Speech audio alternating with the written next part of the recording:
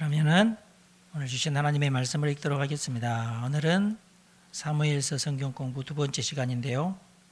사무엘서 7장 1절에서 12절 말씀까지를 같이 읽겠습니다. 시작.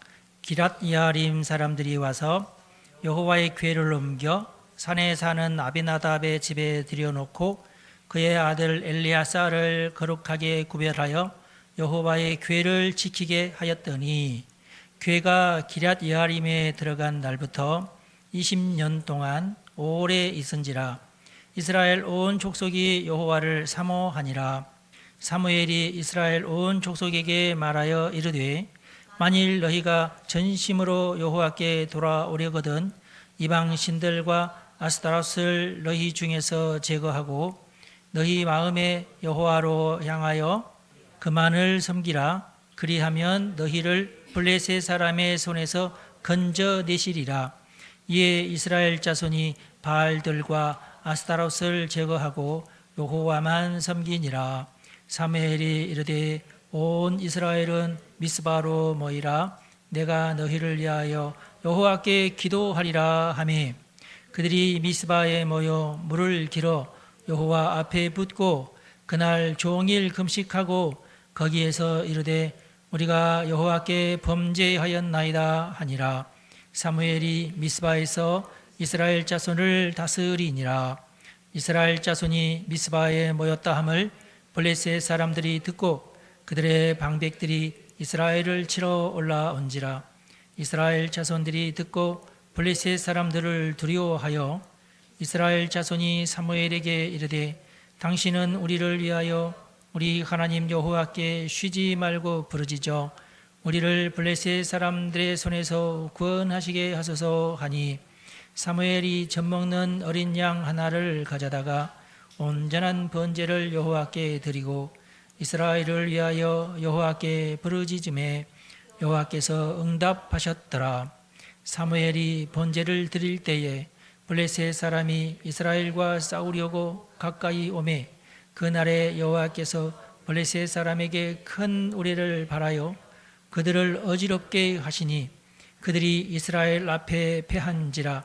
이스라엘 사람들이 미스바에서 나가서 블레셋 사람들을 추격하여 벳갈 아래 이르기까지 쳤더라.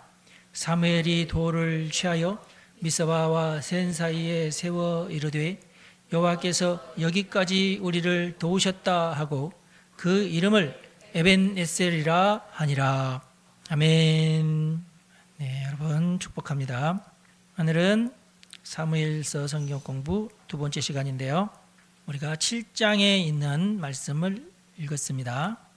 지난주까지 3장을 했고 4장부터 6장까지의 내용은 블레셋과 전쟁이 일어났는데 법궤를 빼앗겼다 하는 내용이 주된 내용이에요. 어디서 전쟁이 일어났냐? 에벤에셀에서 전쟁이 일어났어요. 네, 오늘 7장에도 에벤에셀이 나오죠. 7장에 나오는 에벤에셀과 4장에 나오는 에벤에셀은 다른 뜻이에요. 에벤에셀이라고 하는 지명이 있고 그러니까 에벤에셀이라고 하는 돌기둥이 있는 거예요. 제일 위에 보면은 에벤에셀이라고 써 있지 않나요? 이제 어느 정도 됐죠. 이제 그러면 이스라엘 사람들은 전쟁이 일어나가지고 에벤에셀에 모이고 진치고 블레셋 사람들은 아벡에 모여서 진을 쳤다. 그런데 초반에 패해요. 그래서 한 4천 명이 죽어요. 이스라엘 사람 4천 명이 죽어서 진중회의를 합니다. 장로들끼리 모여가 야 이거 어떡하냐. 우리가 다 졌단 말이지. 4천 명이나 죽었다. 어떻게 하면 좋겠느냐. 그랬더니 장로들 중에 어떤 주장이 생겼냐면 법궤를 메와야 된다. 자, 왜 법궤를 메우자고 했을까요? 아직까지도 몇백 년 전 여리고성 무너졌을 때의 그 사건을 기억하는 거예요. 법궤를 메고 여리고성 7바퀴를 돌았더니 여리고성이 저절로 무너졌다 하는 조상들의 전승이 있잖아요. 그러니까 이러면은 우리는 법궤를 메울 수밖에 없다. 그러니까 모든 이스라엘 사람 맞다고 이거 법궤를 메워야 된다고. 그래서 할 수 없이 법궤가 이제 호출을 당합니다. 사람들 달려가서 빨리 법궤를 메고 가야지 우리가 승리합니다. 엘리가 그러면 같이 가야지. 그러면 법궤가 가는데 누가 가야 돼요? 홈리와 비느하스가 따라가야 됩니다. 그때 제사장의 이름이 뭐였죠? 엘리 제사장. 두 아들이 있었죠. 홈리와 비느하스. 이놈들은 법도 모르고 아주 그냥 지 멋대로 사는 놈들 아닙니까? 예. 하나님의 마음에 드는 사람이 법궤를 매도 시원찮은데 하나님이 미워하는 두 사람의 법궤를 이제 끌고 갔어요. 예. 법궤가 진중에 도착을 하니까 이스라엘 사람들이 만세! 우리는 이제 이겼다 하면서 난리가 났어. 막 소리 지르면서 막. 그 소리를 들은 블레셋 사람들, 아니 저 사람들이 왜 저렇게 시끄럽게 싸움에 져놓고 저 난리를 피우는가? 첩자를 보내서 알아보니까 법궤를 가져왔더라. 그래서 블레셋 사람들, 큰일 났다. 저놈들이 법궤를 메워왔네. 아, 이거 어떻게 하면 좋냐 말이지. 블레셋에 대해서도 난리가 났어 이제. 야, 그 법궤는 옛날에 애굽 사람들을 쳐부순 그 수많은 애굽의 어떻게 보면 지금 미국 군대와 비슷한 그 애굽 군대를 바다에 쳐 넣은 전승이 있는데 그때 지금 그 하나님이 지금 이스라엘과 함께한다. 봐라, 그 여리고 성도 그때 무너졌고 저쪽 하면서 수근수근, 야 큰일 났다. 야, 우리는 이제는 다 망했구나. 어떻게 하면 좋을까? 그래서 이 블레셋 진중에도 난리가 났어요. 이거 큰일 났단 말이지. 어떻게 하느냐 말이지. 자, 우리는 여기서 죽기 아니면 살기로 덤비는 수밖에 없다. 어차피 우리가 죽으면 다 죽을 텐데 한번 죽기 아니면 까무라치기로 한번 덤비자. 그렇게 됐어요. 그렇게 해서 전쟁이 일어났는데 블레셋이 크게 이겼습니다. 이거 뭐 할렐루야 할 수도 없고 참 답답하네 이거. 죽기 살기로 덤비면은 이겨요. 근데 왜 이스라엘이 졌어요? 홈리와 비느하스가 법궤를 맸잖아. 매지 말아야 될 놈이 법궤를 맸어요. 그때에 몇 명이 죽었냐? 3만 명이 죽었어요. 이스라엘 군사 3만 명. 어마어마한. 그리고 법궤는 빼앗겼어요. 홈리와 비느하스도 당연히 그때 죽었습니다. 블레셋 사람들이 법궤를 빼앗아 가지고 이야, 이제 이 법궤를 우리가 가졌으니까 우리는 어떤 전쟁에 나가도 우리는 이긴다. 굉장히 지금 우리가 생각할 때는 굉장히 참 미신적이고 무식한 그런 생각인데 옛날에는 그랬고 우리나라도 옛날에는 이보다 더 미신적인 것을 많이 믿었어요. 그때 당시에도 이제 법궤 하면은 이제 야, 이건 이제 최강의 무기다, 항공모함급이다 이렇게 생각하면서 이제 모셔갔던 거예요. 이제 엘리는 당시 너무 늙어가지고 나이가 보니까 98세. 엘리 나이가 98세인데 비대했대요. 비대한 몸을 의자에 항상 앉아서 전령이 오니까 이겼을까 졌을까 법궤까지 갔는데 근데 그때 당시에 그 엘리의 두 눈은 멀어가지고 들리는 소문만 이렇게 누가 떠드적 하는데 이렇게 하면서 자리에서 일어나가지고 앉아있지 못하고 일어나가지고 우리가요 전쟁에서 졌고요 몇만 명이 죽었고요 법궤는 빼앗겼습니다. 이제 이런 얘기를 이제 엘리에게 다가와서 하는데 이렇게 서서 듣다가 뭐 홈리와 비느하스도 거기서 죽었고요. 홈리와 비느하스가 죽었다는 말에는 별로 반응이 없다가 법궤는 빼앗겼습니다. 그러니까 그때 놀래가지고 뒤로 자빠졌어요. 아들 죽었다는 말에는 안 놀랐는데 그래도 제사장은 제사장이야. 아들 죽었다는 말에 그놈들 원래 죽어야 될 놈들이고 아들이 돼서 법궤는 빼앗겼 법궤가 그러면서 놀래가지고 뒤로 자빠졌는데 그 의자에 걸려가지고 넘어지면서 목이 꺾여가지고 그 자리에서 즉사했어요. 하루 만에 두 아들도 죽고 자기도 죽고 40년 동안 사살을 했는데 98세에 죽었어요. 비느하스의 아내, 그때 당시 비느하스 아내가 임신 중이었는데 그날이 또 출산하는 날이야. 끙끙거리면서 출산을 했는데 그 소식이 들렸어요. 너희 남편이 죽었다는 소식이 들리니 하면서 숨이 넘어가면서 난산이었었나 봐. 손이 넘어가면서 아들의 이름은 이 아이는 이름이 이가봇이라고 해라 하고 죽었어요. 가봇은 그 히브리 말로 영광입니다. 이는 부정하는 말이에요. 아니다. 이 가봇은 영광이 아니다 그런 뜻이에요. 그래서 영광이 떠났다. 이스라엘의 이스라엘의 하나님의 영광이 떠나버렸다. 법궤를 빼앗겼으니까. 근데 아무리 그런다고 자기가 자식 이름을 갖다가 영광이 떠나 너에게서 영광이 떠났다고 며느리도 알고 있는 거야. 내 남편이 했던 못된 짓을 알고 있는 거야. 그의 자식이니까 이건 틀림없이 하나님께서 이 아들을 절대로 복 주시지는 않을 것 같아. 그러면서 자기도 난산 중에 죽으면서 이가봇이라고 하고. 그러니까 얼마나 처참하게 처절하게 이 가정이 완전히 풍비박산이 되었다는 것이 성경에 기록되어 있어요. 여러분의 가정이 그렇게 성경에 기록되면 돼야 안 돼. 절대로 안 되는 거야. 이건 하나님의 저주를 받으면 안 돼요. 이렇게 아주 더 이상 더 큰 저주가 없을 만큼 저주를 엘리 가정이 받았어요. 아니 근데 어떻게 하나님이 다른 거 몰라도 법궤가 빼앗기게끔 하실까? 여러분 이게 참 너무 하나님도 해도 너무하신 거 아닌가? 라고 여러분들이 생각할 것 같아서 제가 정확한 말씀을 드리겠습니다. 우리나라 말로는 어떻게 표현할 길이 없으니까 빼앗긴 언약궤 이렇게밖에 표현이 안 되는데, 히브리 동사는 빼앗겼다고 하는 동사, 히브리 동사는 그 변형이 굉장히 많아요. 제가 히브리어 배울 때에 그 히브리어 동사, 특별히 명사는 그렇지 않은데 동사는 굉장히 많이 변합니다. 현재형, 과거형, 미래형. 그러니까 동사 하나를 가지고 그렇게 변화가 많아요. 헬라어도 그러는데 히브리어는 더해요. 예. 그래서 히브리어는 어디서 막히느냐? 동사에서 막혀요. 그런데 이제 이것을 이제 배우려고 하면 안 되고, 할 수 없이 사전에는 다 나와 있어요. 이게 이렇게 바뀌면은 어떤 태로 바뀌는 거니까 무슨 의미다 이렇게 바뀌는 거예요. 어차피 우리가 히브리 가지고 뭐 의사소통할 것은 아니고 학문에서 사용하는 것이니까 이미 다 그 사전에 다 나와 있어요. 몇 장 몇 절에는 무슨 형이고 무슨 뜻이고 이런 내용들이 다 나와 있으니까 어렵지는 않는데, 이 빼앗겼다고 하는 이 빼앗겼다는 동사가 오늘 우리가 읽은 이 사무엘 상에 나와 있는 이 빼앗겼다는 이 동사는 조금 어렵지만은 죄송한데 니팔형이고 그다음에 3인칭이고 단수 완료형입니다. 니팔형이 좀 어렵죠. 우리나라 말에는 없는 니팔형인데 이것은 이제 재귀형이라고 본인에게 다시금 돌아온 형이에요. 이게 또 이해하기, 저도 굉장히 이해하기 힘든 그런 형인데, 우리나라 말로 한다면 어떻게 할까? 아들이 아빠에게 아빠 빨리 슈퍼마켓 빨리 가자, 슈퍼마켓 빨리 가자 했을 때에, 그래서 아빠가 하는 수 없이 슈퍼마켓에 갔다는, 예를 들어서 동사를 생각을 해봅시다. 갔다, 아빠가 슈퍼마켓에 갔다. 그런데 그게 이제 재귀형이 되면 안 가도 되는데 어쩔 수 없이 이제 아들이 얘기하니까 끌려가는 거 아니야, 그렇죠? 끌려가긴 가되 틀림없이 이제 이렇게 피동형이죠. 그러니까 끌려가는 형태이긴 하지만은 내가 원해서 가는 형이에요. 또 그게 재귀형입니다. 가긴 가는데, 아들이 오라 해서 가긴 가는데 내가 원해서 가는 형이라고요. 피동적이 아니고 능동적이에요. 그게 재귀형입니다. 희한한 표현이죠.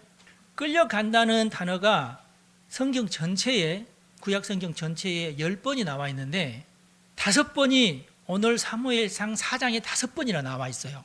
재귀형으로. 그것도 그러니까 법궤가 어쩔 수 없이 끌려가는 게 아니라 지가 자발적으로 끌려가 주는 거예요. 지금 이해가 되시죠? 이게 히브리의 어떤 히브리어만 가지고는 좀 특색이에요. 이게 일부러 끌려가 주게끔 본인이 행동을 했다는 뜻이에요. 얼마든지 블레셋 사람들이 아이고 난 저 법궤는 무서워하면서 우리가 이겼으니 만세하고 돌아가자 하고 지금 우리 것도 아닌데 하고 갈 수도 있잖아. 그런데 법궤 스스로가 야 나 빨리 데려가 하는 형이에요. 이게 하나님께서 법궤를 가지고 블레셋 사람들을 유혹한 형이죠.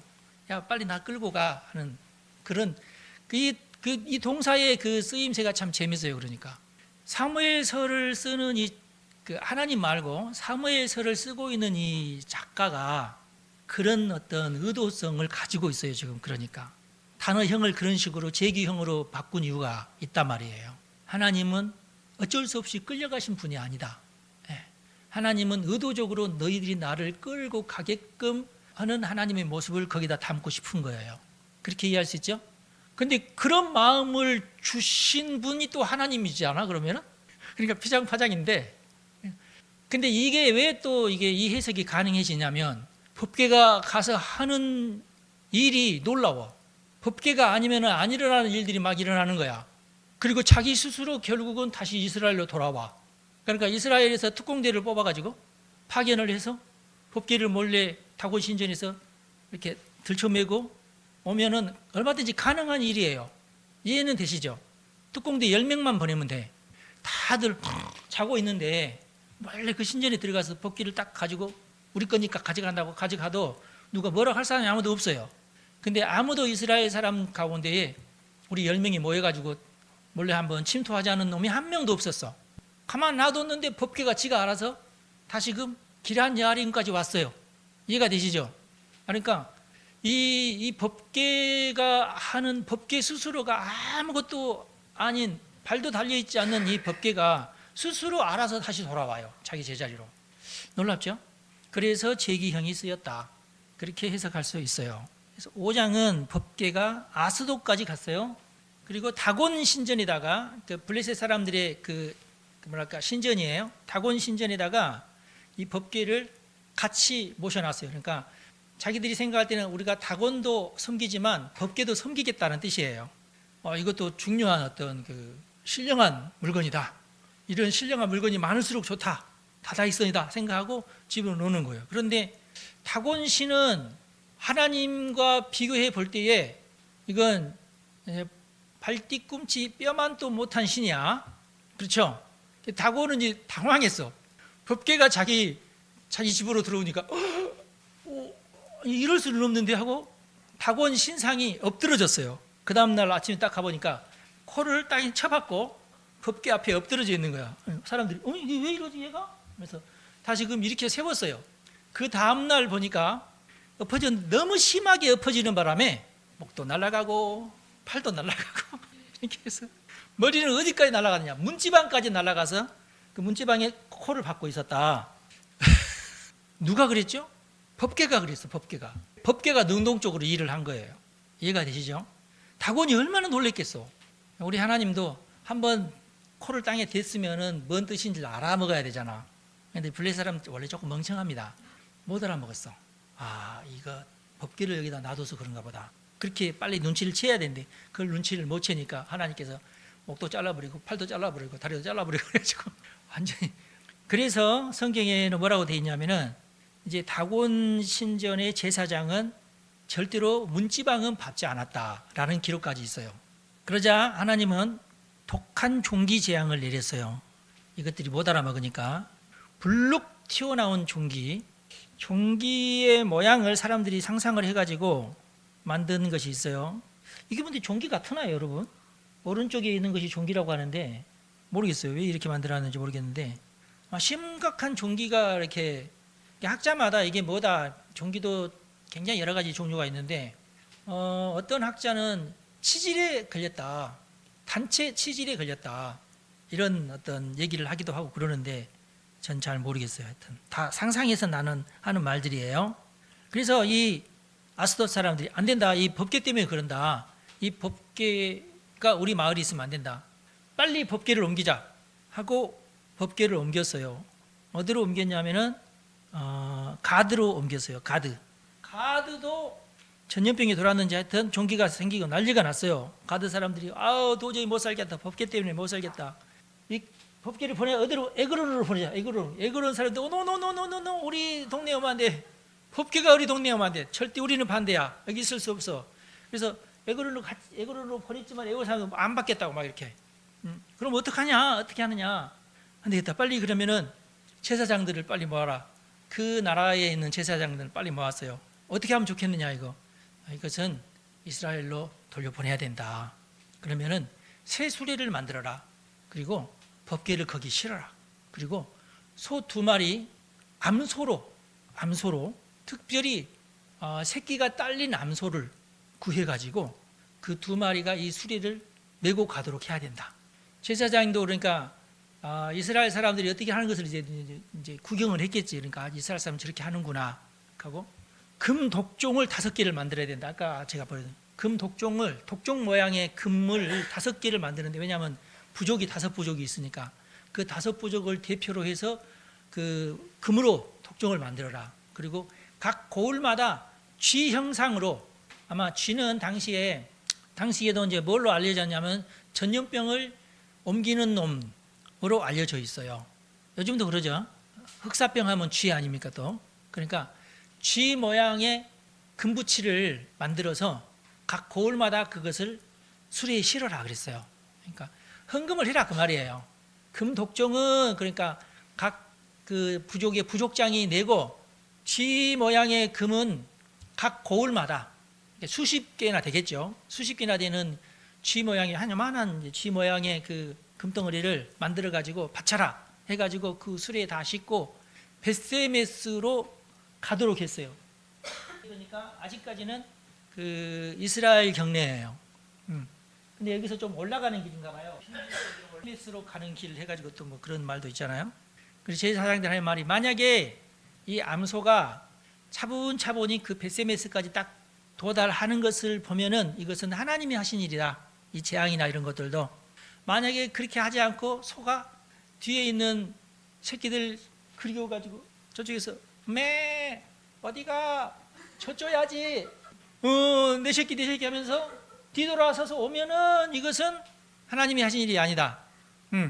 그런데 뒤에서 엄마 하고 해도 아무 말 없이 나는 죽으러 가야 돼 임마 하면서 벳세메스로 두 송아지가 둘이 짠 것도 아니면서 소들끼리 어떻게 짜, 그렇죠?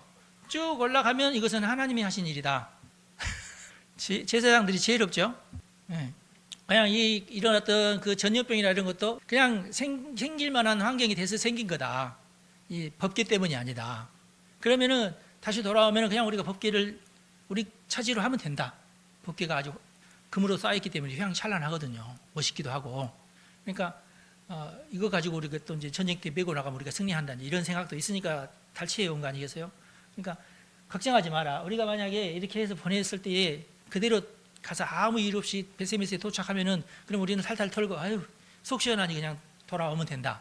그렇게 해서 이 두 소가 암소가 아무 말 없이 둘이 사이좋게 그 법궤를 끌고 벳세메스로 도착을 했어요. 그러니까 이 법궤가 주도적으로 자기가 다시 돌아온 거예요. 주도적으로 빼앗겼고 주도적으로 다시 돌아온 겁니다. 그러니까 이 사무엘상에서 얘기하는 바가 그거예요. 법궤가 힘이 없어서 빼앗긴 게 아니에요. 자기가 주도적으로 가서 이 전쟁을 승리하고 돌아왔어요. 그렇죠? 금도 모아가지고 다 긁어 모아가지고 왔어요. 자, 이 금이 이제 어디로 갔을까요? 그래서 이 벳세메스 사람들이 그 송아지를 잡아서 그 수레를 이제 다 깨부수고 그 수레를 쌓아놓고 그 송아지를 번제로 하나님께 제사 드렸어요. 하나님 감사합니다. 이 법궤가 돌아오게 해서 너무나 우리 하나님 역시 우리 하나님이셔 하고 다들 그냥 환호하면서 좋아라고 하면서 우리가 승리했구나 그러면서 했는데 조금 무식한 사람들이 있었어요. 법궤를 열어봤네. 법궤는 열어보면 안 되거든요. 제사장이 법궤를 만져야지 일반 사람이 법궤를 만지면 안 돼요.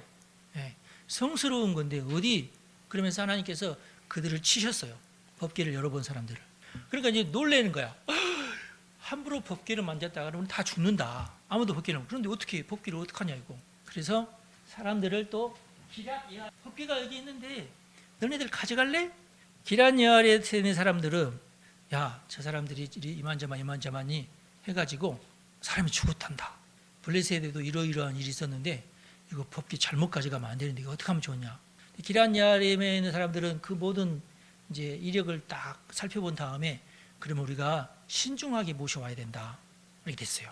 우리가 신중하게 모셔오자. 그리고 기란 여아림에 있는 사람 가운데 아비나답 가문이 상당히 경건하고 많은 사람들에게 어떤 선한 영향력을 끼친 사람들이었나 봐요. 최종적으로 이 사람이 그렇게 결정을 했을 것 같아요. 성경에 나와 있지 않지만 그러면 너네들이 가서 법궤를 가지고 와라 이렇게 했나 봐.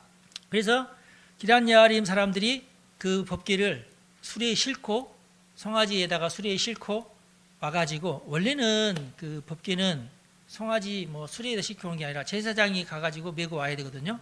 근데 당시에 제사장이 없었나 봐. 결국 가서 이제 소하고 수레에다가 법궤를 싣고 기란 여아림으로 옮겼어요. 그리고 아비나답의 집에 법궤를 옮겨 놓았습니다. 그리고 그 아들들로 하여금 이 법궤를 잘 지키도록 그 아들들을 구별했어요. 너는 아침부터 저녁까지, 너는 저녁부터 아침까지 잘 지켜라. 법궤를 잘 지켜라. 절대 만지지 말고 그런 규율을 아비나답 정해가지고 했어요. 그런 수고비는 어디서 받았을까요? 그 수고비가 바로 이제 금덩어리입니다. 아시겠죠? 누가 그 금덩어리에 손을 대겠냐고 이제 재앙받을 것이 두려워서 못 대잖아. 그런데 아비나답의 집은 이제 그 금을 소유할 수 있는 어떤 특권이 있는 거죠.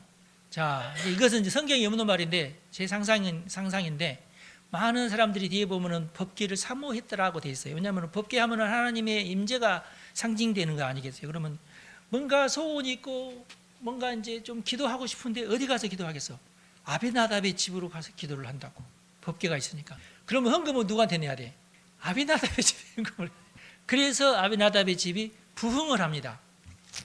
그 정도 어떤 헌신을 했으면은 너무 힘든 헌신도 아니고, 아비나답은 그러니까 참 복받을 만한 짓을 또 했고, 본인들이 성심성의껏 하나님을 섬겼으니까 거기에 대해서 하나님께서 복을 주신 거라고 보면, 그 집이 크게 복을 받게 되었는데, 이 복을 누가 탐내죠? 잘못 탐내다가는 이제 저주를 받을 수도 있는데, 누가 예루살렘으로 가져갑니까? 법궤를 나중에 다윗이에요. 다윗이 왜 법궤를 가져갑니까? 소문에 아비나답이 어마어마하게 복을 받았다 하는 소문을 듣고, 내가 받아야 될 복을 아비나답이 받다니 안 된다. 그렇게 해서 그 복을 내가 받고 싶어서 다윗이 법궤를 그러면 다윗의 장막으로 옮겨야 된다 하고 다윗의 장막으로 옮겼던 것인데, 그때 좀 잘못하죠. 아직도 그때 당시에 다윗이 법궤 옮기는 법도 잘 몰랐어요. 다윗은 분명히 제사장들에게 이렇게 옮겨야 되는데, 당시 그 엘리 제사장이 망하고 완전히 그 전통이 끊어졌잖아요 지금. 그래서 잘 몰라. 아는 사람도 있었겠지만은 누가 다윗에게 와가지고 그것을 조언해 주는 제사장도 없었어.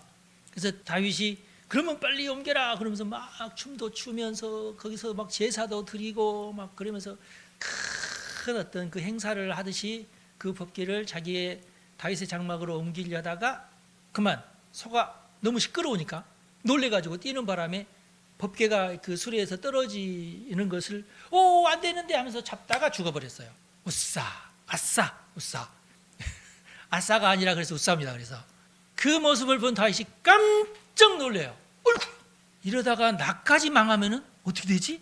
아니 복 받으려고 했는데 망하면 나는 이건 아니잖아. 그래서 다윗도 벌벌벌 떨면서 아유 이건 도저히 안 된다.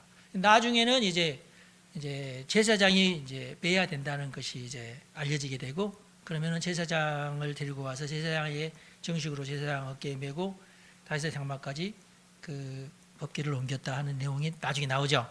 하나님을 섬길 때에 지금은 우리가 예수님의 보혈로 하나님의 직접적인 어떤 그 저주를 막 이렇게 그 범죄한 그 순간 막 당하는 게 아니라, 우리가 그래서 예수님의 보혈이 필요하거든요.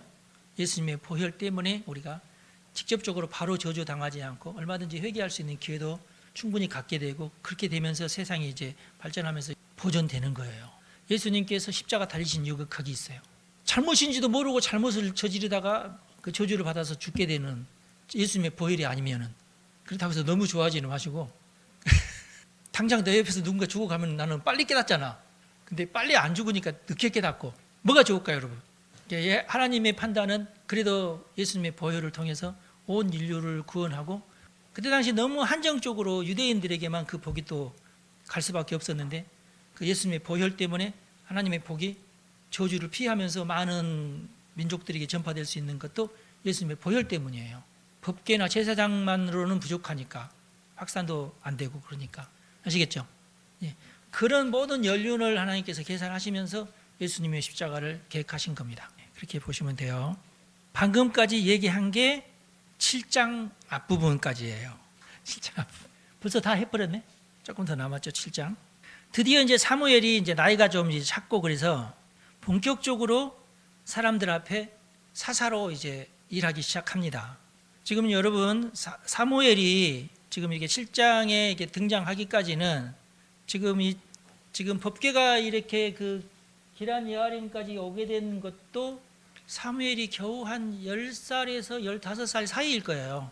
그러니까 아직 어린아이인데 사사로서는 아니고, 그 뒤로부터 20년이 흐른 다음에, 그러니까 사무엘이 한 30살 정도 됐을 때, 그때부터 본격적으로 사사의 일을 시작한 겁니다. 그렇게 보면 돼요. 7장이 법궤가 기란 여아림까지 왔을 때는 사무엘이 여전히 소년이었고, 그리고 그 후로부터 20년 동안 이스라엘 사람들이 여호와를 사모하고 법궤를 사모하는 그런 기간, 너무 오랜 기간 동안 법궤가 있어야 될 성막에 있지 않고 다른 곳에 있으니까 드디어 이제 7장 3절부터 사무엘이 등장하기 시작합니다. 사무엘이 일어나서 신앙 부흥 운동을 먼저 시작합니다. 전심으로 여호와께 돌아와라. 당시에 아주 어렸을 때부터 사무엘에 대한 소문은 쫙 돌았으니까, 그러나 아직 소년이니까 어떤 지도력을 발휘할 수는 없었는데, 엘리가 죽고 나서도 한 20몇 년이 지난 상황이에요. 그 사이에 이제 사무엘이 큰 겁니다. 크고 나서 제가 추측하기로는 성경 말씀에는 없는데 20년이나 흘렀으면 그때 비느하스, 홈리와 비느하스가 죽을 때로부터 20년이 흘렀다는 거 아니에요. 그러면 그때에 태어난 애는 20살이 된 거예요. 20살 정도면 전쟁하기 딱 좋은 나이입니다. 그렇죠? 우리나라에도 19살부터 군 입대할 수 있어요. 그러면 모든 나라마다 19살부터 모집을 하거든요. 19살이 안 되면 야 너는 가서 밥 먹고 와. 19살 때가 제일 왕성한 혈기가 왕성한 시절이고, 훈련 받으면 훈련 받은 대로 근육으로 막 다 가고, 그 민첩해가지고 달려가면 후다다닥 달리고, 배고파 막 밥 먹고, 또 가서 막 훈련하고, 그러면 또 배고파 또 막 밥 먹고, 바로 누우면 바로 드르렁드르렁 막 자고 그런 시절이 19, 20살 시절이에요. 그때가. 지나봐서 알잖아. 근데 19살 때 군대 가야 돼. 그래야 그러지. 이제 좀 늦어가지고 30 가까이 군대 가잖아. 군대에서 30 정도 되면 노인이야. 19살짜리가 팍 뛸 때 30 이런다고. 나보다 훨씬 선배가 나랑 같이 동기가 돼가지고 17살에 들어갔거든요. 연병장에서 같이 이제 훈련 받는데, 나는 그때 뭐 20살인가 21살인가 그러니까 혈기 왕성할 때고, 그 양반은 30이 넘었어. 같은 이등병이면서 야 덕이나 그러고 예 선배님. 20년 만에 전쟁이 일어난 이유가, 그때 죽었던 사람들도 많이 있는데 그동안 또 살아서 전쟁할 만한 사람이 모여지니까 전쟁을 하는 거예요. 이해가 되시죠? 그래서 그렇게 한 번씩 전쟁이 일어날 때마다 하나님은 죽을 사람들을 얼른 죽여버리고, 그동안 너무 이제 못된 짓을 많이 했던 사람들을 순서로 해가지고 전쟁에서 다 죽게 하고, 탈탈탈 털어서 또 남은 사람들을 데리고 또 이제 나라를 또 이렇게 키우다가, 또 한 몇십 년 지나면은 야 전쟁하면 이렇게 해가지고 또 털 사람 털고, 그 옛날이 그래서 전쟁은 하나님의 심판이라고 생각하시면 돼요. 옛날 전쟁은. 그러니까 이제 블레셋 사람들도 이제 그때 당시 그 어렸을 때에, 사무엘이 어렸을 때에 전쟁했던 사람들은 이제 다 늙고, 새롭게 새파랗게 올라온 애들 중에서 이제 군사들도 모아가지고 야 그럼 우리가 또 쳐들어가야지 하고 쳐들어올 준비를 하고 있다는 소문이 돌았을 것이다. 이스라엘도 이제 그만큼 됐으면 또 이제 그 사이에 컸던 애들이 이제 커가지고 전쟁할 만한 또 시기가 되니까, 두 세력이 딱 이제 맞붙으면은 또 누군가 이제 승패를 봐야 되겠죠. 그 시기가 온 거예요. 그러니까 20년 지나서. 그러니까 사무엘이 야 이거 들리는 소문에 의하면은 저놈들이 군대를 모집했다 하더라도 흉흉하고 이렇게 야, 전쟁이 일어날 것 같은데 이런 분위기 있잖아요. 그러면은 아유 안 되겠다 이거 이러다가는 우리가 지면 또 안 되니까 하면서 사무엘이 일어나면서 다 모아라. 그때쯤 되면은 우리가 죄를 너무 많이 지었나 봐. 헌금도 나는 많이 빼먹고 주일도 나는 안 지키거나 그랬는데 어떡하지? 이럴 거 아니에요. 그러면은 사람들의 마음이 흉흉해. 그러면은 사무엘이 미스바로 다 모여라. 우리가 회개하자. 신앙 부흥 운동이 일어난 거예요. 예. 그래서 어떤 기독교 전통에 있는 나라는 이게 통해요. 그러니까 미국에도 이런 식으로 3번 부흥 운동이 일어났잖아요. 대부흥 운동, 대각성 운동. 우리나라에서 여러 번 그런 것이 일어났잖아요. 한 번씩 일어날 때마다 죄하면서 회개하고, 그러면 그동안 했던 모든 마약도 끊고 술도 끊고 이렇게 하면서 다시금 새로워지고. 그리고 이제 사무엘이 요구하는 것이 뭐냐면 우상을 제거해라. 바알상을 없애라. 아스타롯상을 없애라. 바알상은 남자신 우상이고 아스다롯은 여자신 우상인데 다 없애라. 오직 여호와만 섬겨라. 이것은 뭐 모세 때부터 계속 있던 말인데, 지도자들이 엘리가 죽고 나서 그 후예들 다 죽어버렸으니까 지도자급이 없다 보니까 사무엘이 이제 어느 정도 나이가 찰 때까지 있다가 이제 외칠만 하니까 나서서, 또 분위기가 또 심승승승하니까 나서서 믿음으로 우리가 다시 하나님께로 돌아가자 이 운동을 하니까 다 와서 회개하고 우상 다 없애고 그런 정화 작업이 일어났었던 것입니다. 그러고 나서 내가 너희를 위해서 기도하리라. 부흥성회를 열고 회개하고 금식 기도까지 했어요. 드디어 사무엘이 사사의 업무를 개시하기 시작한 겁니다. 그러고 나서 드디어 블레셋이 출병했다는 소식을 듣게 돼요. 이스라엘 사람들은 드디어 전쟁이다 말이죠. 근데 처음 전쟁을 하는 사람들도 있을 거 아니에요. 그러니까 어떡하지 나 죽으면 어떡하지? 겁을 먹고 있는데 이스라엘 사람들이 사무엘의 기도를 의지합니다. 사무엘 선지자시여, 우리를 위해서 기도해 주십시오. 우리를 위해서 빌어 주십시오. 하나님 도와달라고 좀 해주십시오. 그래서 사무엘이 어린 양으로 번제를 드리며 중보의 기도를 드립니다. 사무엘이 그래서 젖 먹는 어린 양 하나를 가져다가 온전한 번제를 여호와께 드리고 이스라엘을 위하여 여호와께 부르짖었다. 그랬더니 여호와께서 드디어 응답하셨다. 사무엘이 이렇게 탁 하니까, 홈리와 비느하스가 그렇게 기도하지도 않은 애들이지만 기도해도 하나님께서 응답을 안 하시겠죠. 그러나 사무엘은 아주 어렸을 때부터 하나님께 들어진 사사 아니에요.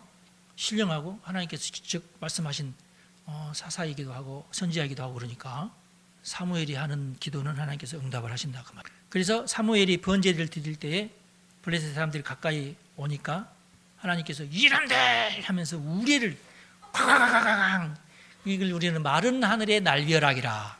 그 이놈들 혼비백산이 돼가지고 놀래가지고 생전 처음 그런 소리 들은 사람도 있을 거 아니겠어요. 그러자 이스라엘 사람들이 너무 사기가 충천해가지고 전부 미스바에 모였던 사람들이 블레셋 사람들과 나가서 싸우는데 추격전이 벌어졌어요. 압승을 거두었습니다. 백갈은 사전에 찾아보니까 없어요. 백갈이 어딘지 모르지만 하여튼 아주 멀리까지 가가지고 쳤다. 그리고 이제 다른 이제 본문에 보면은 뭐라고 이제 기록하고 있냐면, 여기 보면은 가드와 에글론 여기까지 이스라엘 땅이라는 기사가 나와. 어디서부터 그 전쟁이 시작됐냐면 미스바니까, 미스바는 사무엘의 집이 있는 곳입니다.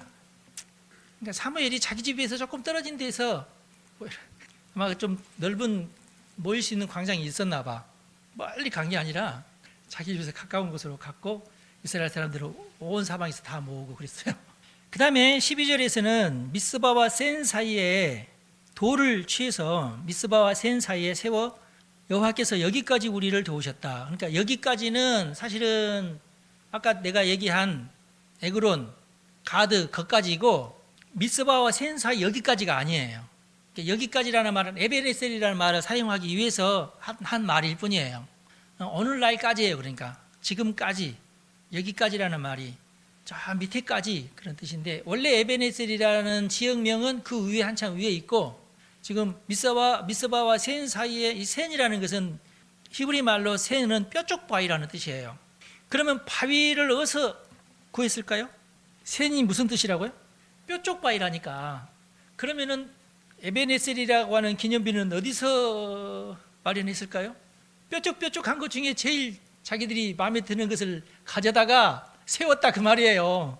아니 그때는 트랙터도 없고 뭐 무슨 트럭도 없고 그러는데 어디서 먼 곳에서 가서 바위를 가지고 온 게 아니라 미스바 바로 옆에 있는 센 그 뾰족바위가 많은 곳에 가서 야 저것이 제일 이쁘게 생겼다, 저거 하나 뽑아와라 해서 그걸 가져다가 가운데 세워놓고 이 바위의 이름은 에베네셀이라고 하자 했다 그 말이에요. 아셨죠? 그러니까 그 바위의 이름이 에베네셀이에요. 그러니까 저도 옛날에는 우리 목사님들이 이렇게까지 자세하게는 얘기를 안 해줘서 저도 잘 몰랐는데, 제가 오늘 자세히 보니까 원문까지 확인하고 해보니까 에베네셀이라고 하는 지역이 있는 줄 알았어요. 근데 그 에베네셀이라고 하는 지역은 성경에 나와 있는 미스바 옆에 센 옆이 아니야. 한참 위야. 거기는 이해가 되시죠? 바위의 이름이 에베네셀이에요. 바위. 그것도 원래부터 그 바위의 이름이 에베네셀이 아니라 그날부터 이스라엘 사람들 이 바위의 이름은 에베네셀이라고 하자. 그래서 에베네셀의 뜻은 히브리 말로 여기까지 하나님께서 도와주셨다. 그래서 오늘 우리가 이 위기에서 벗어났다는 뜻이에요. 할렐루야. 에베네셀의 하나님이 바로 여러분의 하나님이신 줄 믿으십시오. 그러니까 하나님께서 어떻게 일하는지를 자세히 봐야 돼요. 하나님이 세우신 하나님의 지도자가 하는 말을 듣고, 회개하라니까 회개하고, 우상 없애라니까 우상 없애고, 우리를 위해서 하나님께 빌어주십시오 하고 사무엘이 하나님한테 비니까 하나님께서 우레를 내려서 간담 서늘하게 하고, 그때에 이스라엘 사람들이 와 하나님이 응답하셨구나 하면서 총칼 들고 나가서 싸우다가 너무 많이 이겨가지고 저 밑에까지 내려가서 모든 옛날에 잃어버렸던 지역까지 다 다시 회복하고, 그러고 나서 사무엘에 있는 미스바에 와서 기념비를 세우고 전쟁이 끝났다 그런 뜻입니다. 아시겠죠? 네. 그러고 나서 이후로는 블레셋 사람들이 이스라엘 경내에 들어오지 못하더라 라고 돼 있어요. 14절입니다. 그 다음 내용은 이제 사무엘이 순회 판사가 되어서 순회 통치를 했다. 순회 통치한 내용이 보면은 우리가 읽지는 않았지만 16절 말씀인데 16절 말씀이 어디 있나요? 해마다 베델과 길갈과 미스바로 순회하며 그 모든 곳에서 이스라엘을 다스렸다는 말이 나오죠. 베델과 길갈과 미스바 계속 순회 통치를 했다, 그런 뜻이에요. 그리고 그 모든 곳에서 통치를 했다. 그러니까 전체 이스라엘을 다스렸다. 제사장 노릇도 하고 재판관 노릇도 하고 그러면서 통치를 했다. 모든 사람들이 사무엘이 하는 말은 다 아멘 아멘 하면서 순종하게 되었다. 그러니까 전쟁 한 번만 승리해도 죽을 때까지 통치를 할 수 있었나 봐요. 이제 8장부터는 이제 그렇게 해서 이제 쭉 사무엘이 늙을 때까지 사사를 잘 하고 잘 평정을 하다가 다시금 이제 또 블레셋이나 다른 나라에서 또 바글바글 이제, 왜냐하면은 또 이제 전쟁 기운이 막 도니까 백성들이 그때는 이제 사사로는 안 될 것 같아. 왜냐하면 사무엘의 아들들이 그 사무엘의 뒤를 이어서 사사를 하려고 했는데 이놈들이 가서 비리를 저지릅니다. 뇌물을 받고 막 이래요. 예. 그러니까 이 사무엘은 훌륭한데 그 아들들은 안 되겠다 이러다가는 망할 수 있어. 우리는 왕이 필요해. 왕이 필요해. 그럼 사무엘에게 우리에게 왕을 세워 주십시오. 왕을 안 돼. 안 돼. 사사들이 다스려야지. 아닙니다. 우리도 왕이 필요합니다. 그렇게 해가지고 왜냐하면은 왕이 되면은 이제 군대가 필요하고 사사 시대 때까지는 군대가 없이 모여라 하면은 그때 이제 와 하면서 모여서 하니까, 근데 왕이 있으면 왕궁도 필요하고 그러면 세금도 내야 되고 그러니까 복잡해요. 장단점이 다 있어요. 그래서 사실 하나님이 지켜줄 테니까 왕 필요 없다 이렇게 해도 되는데 사람들은 아유 나 싫어요. 우리는 싫어요. 왕 주세요. 왕 주세요. 그래서 사무엘이 이제 왕을 세우는데 이제 사울을 세웠다가 다윗으로 세우는 것으로 끝나지 않습니까? 그런 얘기는 다음 주에 하도록 하겠습니다. 어떻게 보면 이제 본 게임은 이제 다음 주부터인데 우리는 이제 사사 시대에서부터 왕정까지 가는 그 과도기가 어때했다 하는 것을 이제 보면서 결국은 지금 우리나라도 지금 혼란인데 나라의 그 운영 체제라고 할까, 헌법이라 할까, 어떤 이념 체제 이런 게 굉장히 중요해요. 그 동안에는 우리는 그런 거 그냥 신경도 안 쓰고 살았는데 이제는 온 국민이 여기에 대해서 빠삭하게 깨닫지 못하면 나라가 흔들려. 그러니까 우리가 열심히 나라가 잘 되도록 정치는 이까짓 거. 많은 사람들이 제가 20살, 30살 때는 나는 정치 그런 저 사람들이 하라고 그랬거든요, 분위기가. 근데 지금은 깨어나고 있어요. 온 국민이 정치 똑바로 하지 않으면 우리한테 바로 손해가 온다. 우리가 이것을 잘 깨닫고 나라를 위해서 올바른 정치 체제를 위해서 많이 기도해야 됩니다. 기도하겠습니다. 하나님 아버지 감사합니다. 우리는 하나님의 도움을 받기를 간절히 바랍니다. 하나님의 사람 사무엘 한 사람만으로도 이스라엘이 부흥하고 안정을 되찾고 모든 악에서 떠나게 되었던 것을 우리가 깨닫습니다. 하나님, 우리나라도 진정한 하나님의 사람, 믿음이 좋고 하나님께 울부짖을 줄 아는 사람이 대통령이 되기를 원합니다. 하나님 도와주십시오. 이 나라가 참으로 하나님의 나라가 되기를 원합니다. 하나님의 일꾼이 다스리기를 원합니다. 그런 나라가 될 수 있도록 우리 하나님께서 힘을 써 주옵소서. 우리 성도들을 축복합니다.